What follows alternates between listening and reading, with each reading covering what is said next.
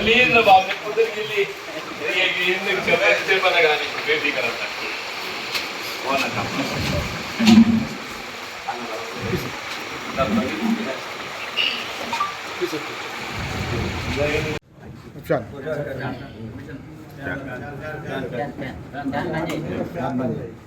Samit.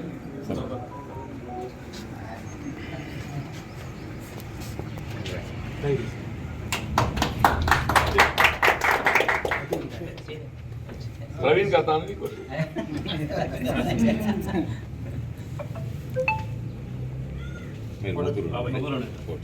వైద్య సేవలు అందిస్తుందని చెప్పారంటే ఆర్ఎంపీ పిఎంపీ డాక్టర్స్ అని చెప్పక తప్పదు. అంటే వాస్తవంగా కేంద్ర రాష్ట్ర ప్రభుత్వాలు మళ్ళీ ఏ విధంగా విద్య వైద్యం ఈ రెండు కూడా ప్రాథమిక హక్కులు వీళ్ళ సమాజంలోని పౌరులకు అందరికి కూడా విద్యా వైద్య సదుపాయాలు కల్పింప చేయవలసిన బాధ్యత కేంద్ర రాష్ట్ర ప్రభుత్వాలపై ఉంటాయి. వాస్తవంగా ప్రభుత్వాలు కూడా ప్రయత్నం చేస్తున్నాయి. ఇవాళ రాష్ట్ర స్థాయిలో మీకు వైద్య కళాశాలలకు తోడు వైద్యాలయాల విస్తరణే కానీ లేక కేంద్ర ప్రభుత్వం నేషనల్ రూరల్ హెల్త్ మిషన్ భాగంగా ఏదైతుందో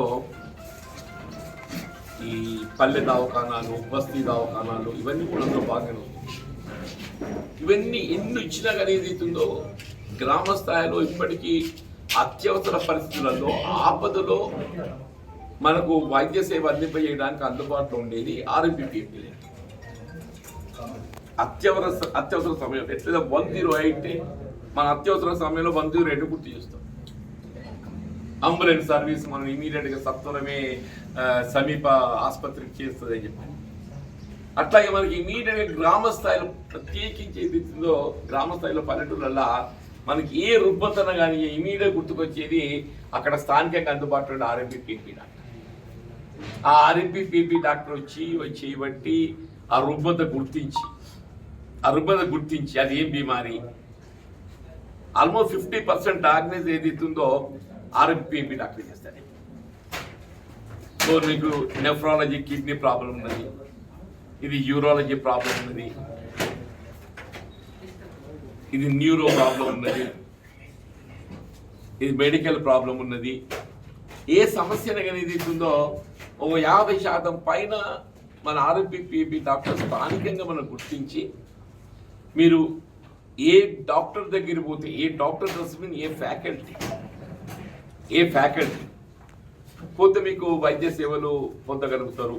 అది ఏ బీమార్ అనేది మన గైడెన్స్ ఇచ్చేది ఆర్ఎంపీ డాక్టర్స్. కోవిడ్ సమయం లోపల ఏదైతున్నదో మీకు కుటుంబ సభ్యులు కూడా దూరం ఉన్నది. కోవిడ్ సమయం లోపల అయితే కుటుంబ సభ్యులు కూడా ఏదైతుందో కోవిడ్ సోకినటువంటి దూరం ఉండే పరిస్థితి ఉన్నాయి. కరోనా సోకినటువంటి వాళ్ళకి ఏదైతుందో కోవిడ్ సోకిన వాళ్ళకు మన వైద్య సేవలు అందింపజేసింది ప్రాథమికంగా అంటే ప్రైమరీ ఆర్ఎంపీ డాక్టర్స్ అని చెప్పండి. తదుపరి మళ్ళీ మీరు పై ఆసుపత్రి పోవటము చేయటము సేవలు పొందడము మరి అది రొటీన్.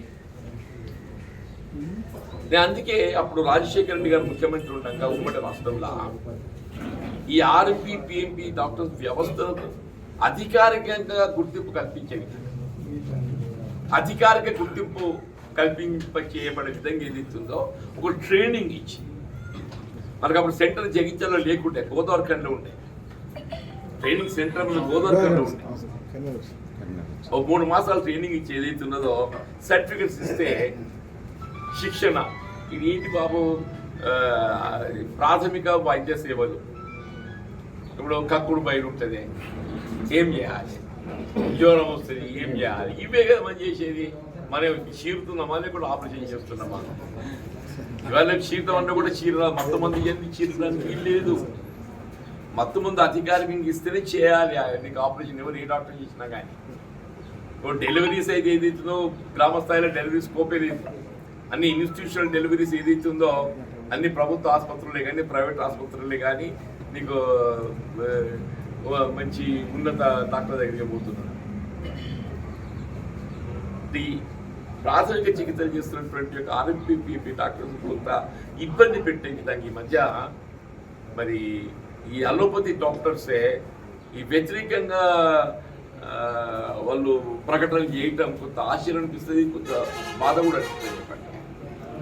ఇప్పుడు మీరు ఎప్పటికీ వాళ్ళకు తోడుగానే పనిచేస్తుంది తప్ప వాళ్ళకు భిన్నంగా మీరు పనిచేస్తుందని చెప్పి నేను భావించాను.